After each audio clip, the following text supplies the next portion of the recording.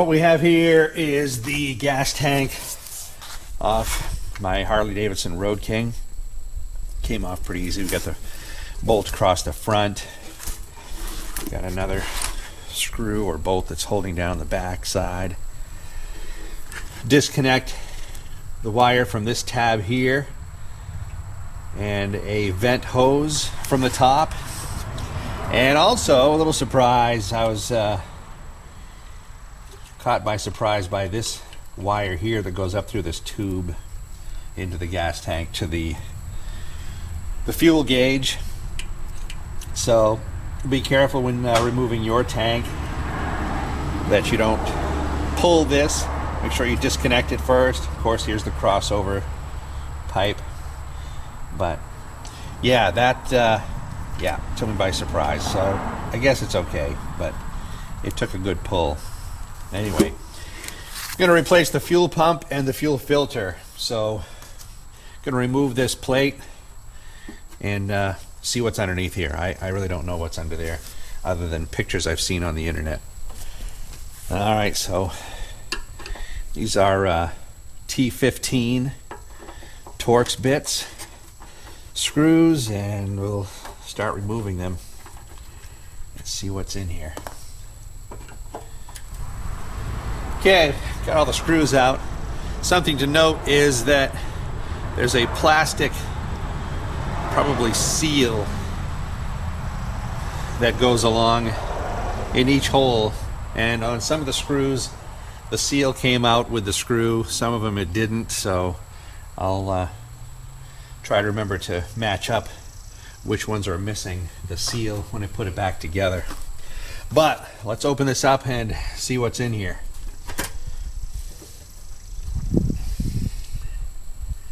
Well, so far we've got a wire, and it disconnects just like that. I was expecting the fuel pump and filter assembly to be on the back side of this somehow, but that's not the case. So let's do a little further investigating.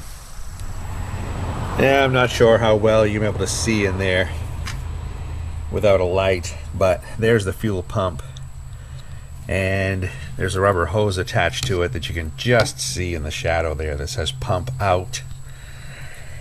And if you follow that hose, it goes around to the other side, and that's where it says filter out, and that's where the fuel filter is. So got to take off this nut here, remove the whole fuel filter assembly, and I'll be replacing that.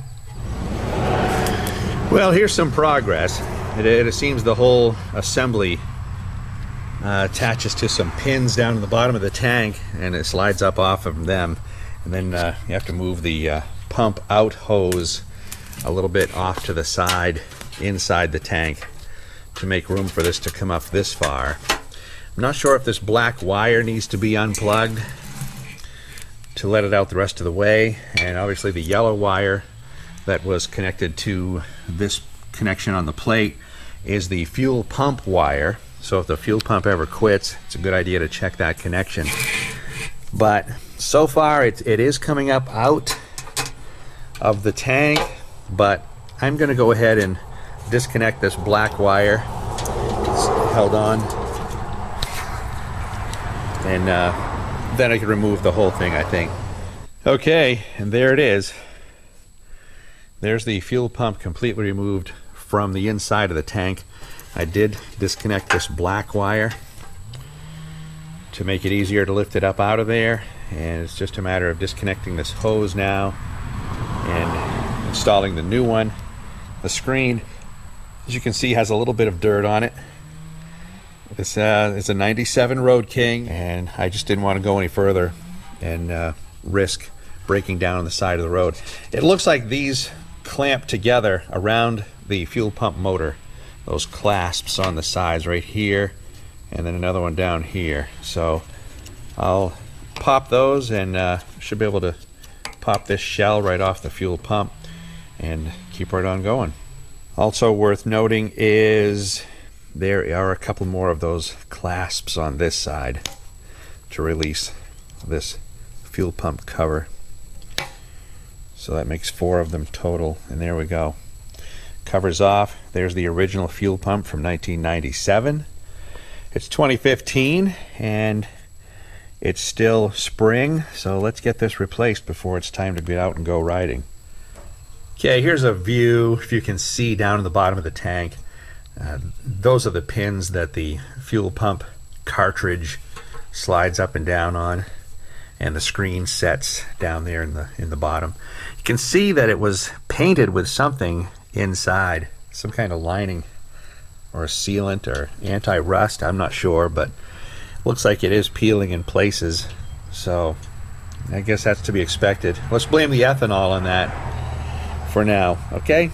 But that's where the fuel pump goes when it goes back in. Well, even though the cork gasket still looks pretty good, even though it was put on back in 1997, I've gone ahead and used some high temperature RTV silicone and put it around the inside edges of the cover so it goes back on the tank. I'm going to let that set up and dry because I don't want it to stick to the cork. I just wanted to use it as a little added rubbery gasket to go between that and the cork gasket that's on the tank.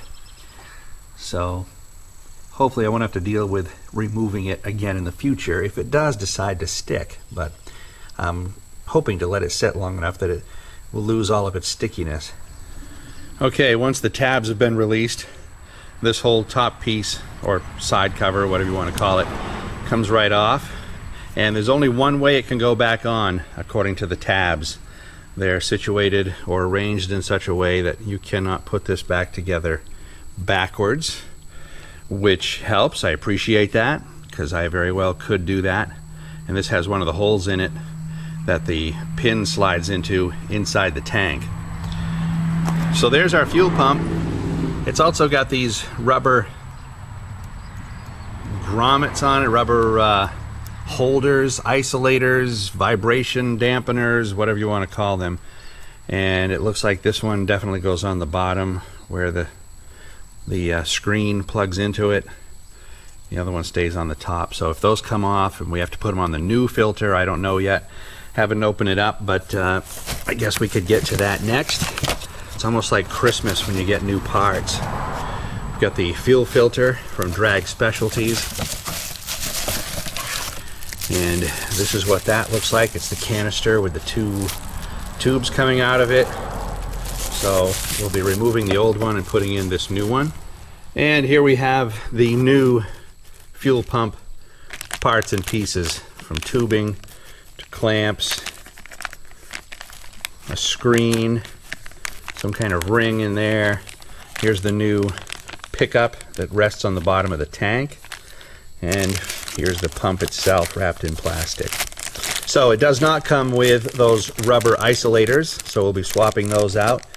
There's the connector for the fuel pump to power it on the top, and the inlet or the output tube has been capped since the inlet is on the bottom, from the bottom of the tank. So that's what it looks like in the kit that I purchased for this 97 Road King.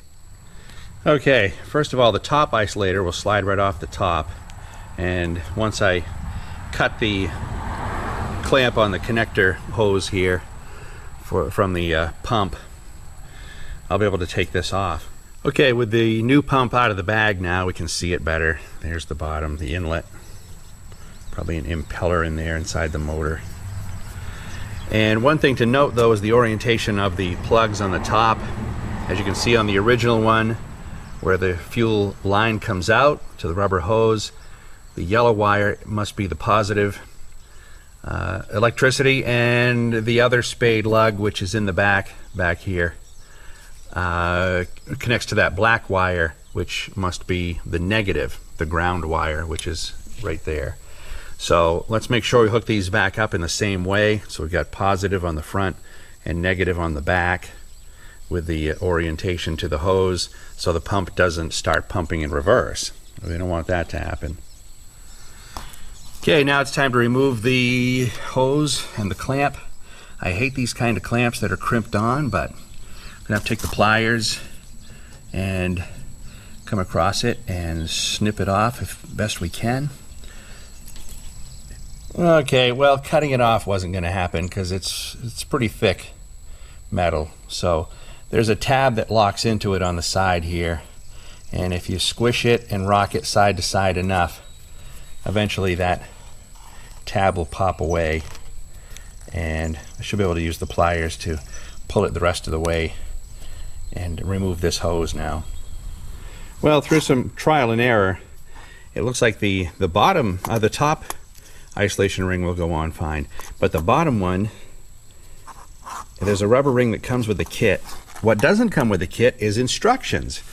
So, but I slipped on this rubber ring on the bottom, and it looks like it's got enough of a snug fit that it should be what is used on the bottom instead of the original isolation ring. So I'm going to try that and snap it back together after I get the fuel screen back on. But that's what it looks like right now. One thing worth noting, I guess, is that the kit came with two screens.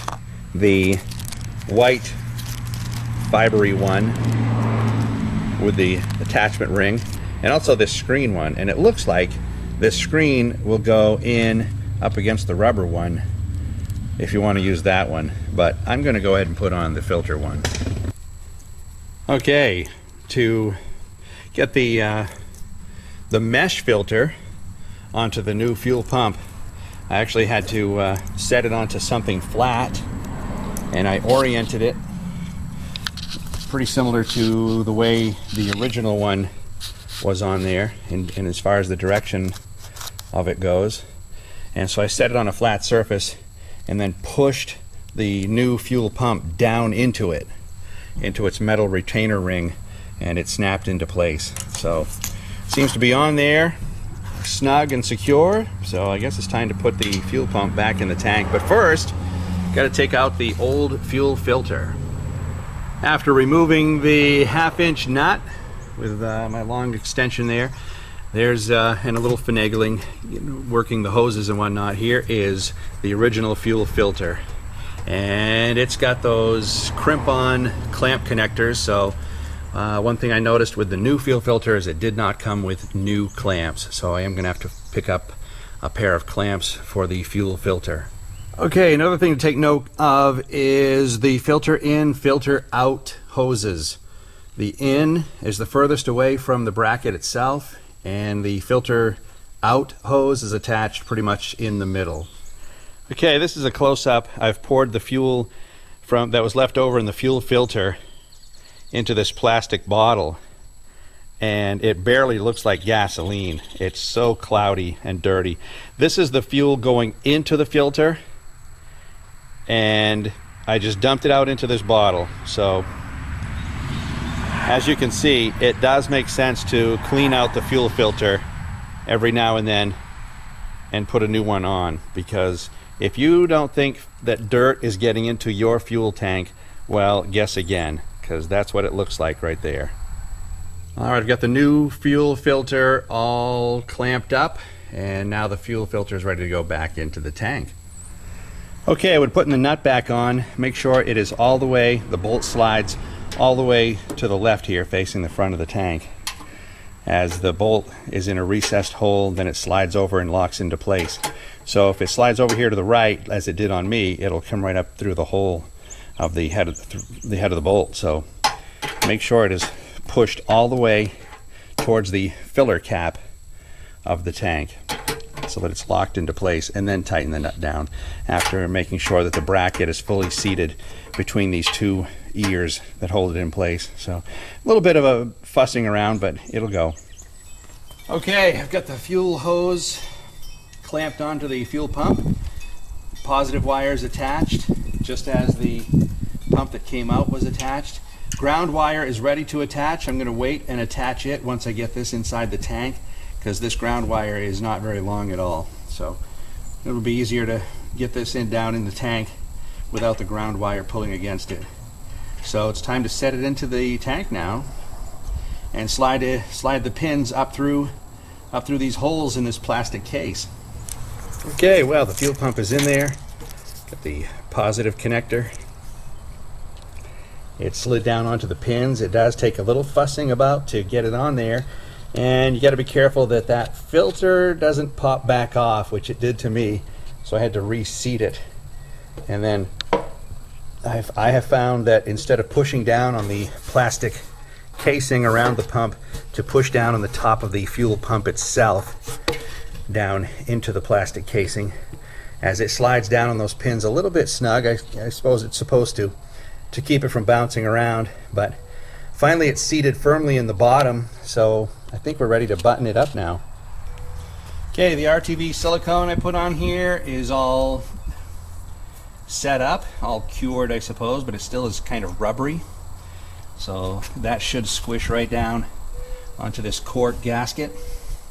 So I'll go ahead and attach the positive lead to the fuel pump. Looks like it'll go this way. Back onto this clip. Make sure it goes right into the metal tab and not between the plastic and the tab. There it goes. Make sure it's on all the way and snug. Don't want this falling off while you're going down the road. Okay, that's good. Now we can line it up and start putting the screws back in. Okay, I've got all the bolts in and kind of snug down. Now I'm going to go around and give them the finishing snugness. Okay, and they're all tight. All right, we got some gas in the tank, and all the wires and vent hoses are connected back up where they should be, even underneath. Don't forget the fuel gauge connector on the bottom. That's all hooked up. So it's time now to turn on the ignition, and let's listen for the fuel pump and see how she does.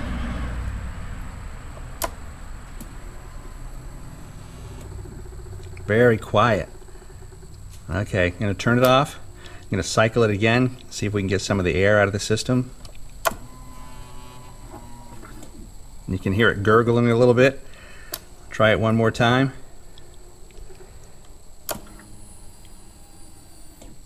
That sounded pretty good. Maybe we're ready to start it up.